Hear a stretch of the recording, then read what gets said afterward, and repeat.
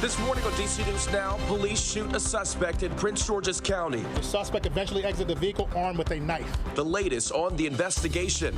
Plus, loved ones and a community heartbroken after two brothers seriously hurt in a house fire in Fairfax County pass away from their injuries. It's another mild day across the region, but keep the umbrella nearby. We're tracking a chance for showers over the next few days. Spreading smiles across the DMV, a local woman's mission to help sick children form happy memories. And grabbing pizza on the go, the spot in Montgomery County serving slices 24/7. You're watching the station covering all of the DMV. This is DC News Now. Good morning. Look at this. It is 6 o'clock right now on a Tuesday morning. Taking a live look over the tidal basin this morning. We're in store for some cooler temperatures today, but we could see some rain on the way, but hopefully nothing like it was yesterday with that hail.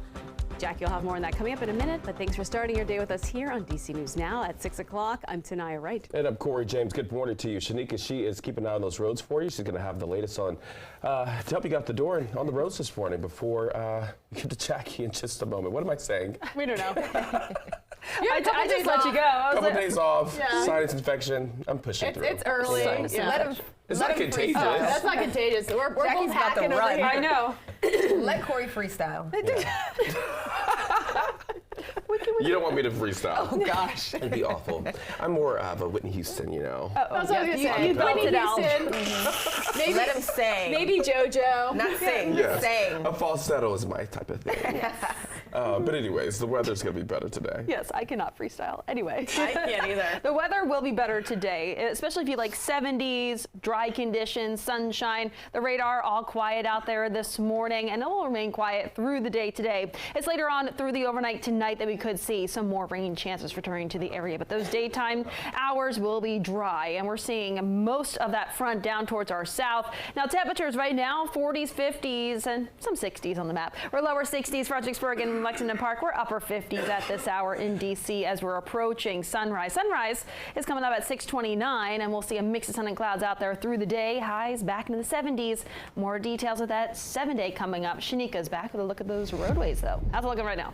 All right, can't freestyle traffic, but I'll let you know what's happening on the roads here. This is 270 north and south. This is right near the 270 split and the spur. You are looking good. Heading south in the later hours of the morning, you will see some on and off delays, but right now you are good to go. So in the district, DC 295, you're getting a lot better. We had an earlier crash right near Benning Road, and that was, again, heading south, DC 295. You can see some congestion in this area, so do watch if you're heading in this direction. Developing now, Prince George's County Police say an officer shot a suspect who is accused of having a knife. This all happened last night at a shopping center in Oxon Hill. DC News Now's Yalmarie Sase is live at the scene. So Yalmarie, what are you learning from police? Yes, so far within the past 7 days, this is the third time that someone either fired at an officer or an officer fired at them. Now, in this particular incident, Forest Heights police officers say that someone came out their car with a knife, and that's when the officer fired at them. Yet another police shooting in Prince George's County. It happened around 5:30 p.m. at the Rivertown Commons Shopping Center in Oxon Hill. Police say this person was a suspect for an assault in another jurisdiction, and that's what led to officers pursuing them before the shooting happened. Now, this is something similar to what we've seen in the county already this week. On Sunday, there was a home invasion in District Heights right off of Addison Road. Prince George's County Police found someone stabbed in the home, and another was holding a piece of wood. That person was asked to put the wood down before officers fired. And then last Thursday, two 19-year-olds were arrested for shooting at a Prince George's County officer inside an unmarked police car in Upper Marlboro. That officer was not injured. As for yesterday's shooting here in Oxon Hill, police say they asked the suspect to exit their car several times, but they refused. Take a listen to what police say happened next. The suspect eventually exited the vehicle armed with a knife. During the encounter with the armed suspect, one officer discharges his duty-issue weapon, striking the suspect. Officers rendered emergency medical care until an ambulance arrived and transported to the hospital with injuries that are considered non-life-threatening. Now, Forest Heights police say that officer did have on body camera footage, and that will be reviewed in the investigation. And Prince George's County Police Department will be handling the entire investigation. We are expected to get an update from them soon. From now, reporting live in Oxon Hill, Maryland, I'm Yamarie Sase, DC News Now. Yeah, Marie, thank you. D.C. police say a man and teenage girl are hurt after a shooting in Northwest. This happened around 8:30 last night in Brightwood near Rittenhouse Street and 13th Street. Police say the teenager was unconscious but still breathing when they arrived. They are still searching for a gray Toyota Camry with tinted windows. They say the car was last seen heading south on 13th Street. Heartbroken Howard University students gathering at a vigil last night to remember a freshman hit and killed. D.C. police say Muhammad Samura was walking near Fairmont Drive last Thursday when a driver hit him before crashing into a wall. School officials say Samura was majoring in computer science and was a member of the university's esports team. He was a great person. He's known for the little things, right? He liked anime. He was just fun to talk to. It's something I don't think anyone is prepared for, especially as a teacher. And the university confirmed the driver who hit Samura is a faculty member. Police say that person was speeding and was taken to the hospital after the crash. No word on if charges are going to be filed. Your time right now is coming up on 6:06. Neighbors in Clifton are grieving the loss of two young boys after fire tore through their home. The family says 6-year-old William Bryce and 3-year-old Zachariah Bryce died on Sunday. Last week, Fairfax County Fire and Rescue responded to that fire on Whetstone Manor Court. They say the two boys were trapped inside of the home. The boys, along with their family, were taken to the hospital. Neighbors say people were hoping and praying they'd survive. Everybody was pulling for the boys, hoping they would pull through it. It's such a hard situation to have to deal with and to accept the fact that he lost his kids. The cause of the fire is still under investigation, and the Love Church is collecting donations for the family.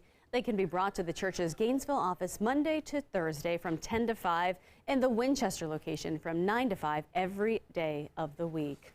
Meantime, leaders in Bowie are collecting gift cards for families affected by recent fires at Woodland Lake and Pointer Ridge. You can drop off the gift cards at Bowie City Hall this week and next Monday. The drop-off hours are between 8:30 and 4:30.